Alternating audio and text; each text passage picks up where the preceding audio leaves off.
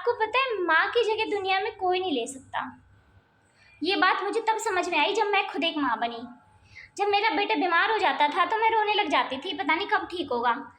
हम अपनी माँ की ममता को उस टाइम तक नहीं पहचान पाते जब तक माँ नहीं बन जाते। माँ बनने के बाद हमें अच्छे से पता चलता है कि माँ की ममता होती क्या है, माँ होती क्या है।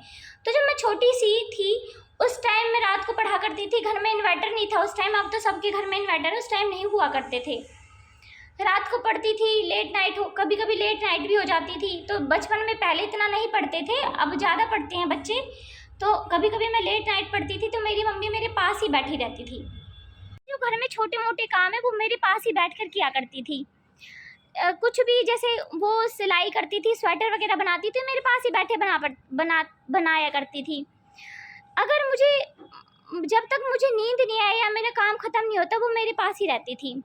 कभी मेरे लिए पानी लाती, कभी पूछती दूध पीना है तो दूध ले आती, कभी बोलती कुछ खाने को मन है तो कुछ खाने का ले आती, स्नैक्स वगैरह या फ्रूट्स वगैरह, और मेरे पास ही रहती। और जब मुझे नींद आती थी ना तो बोलती थी अब मेरी आजा गोदी में सुलाती हूँ, मेरे पास बैठ जा।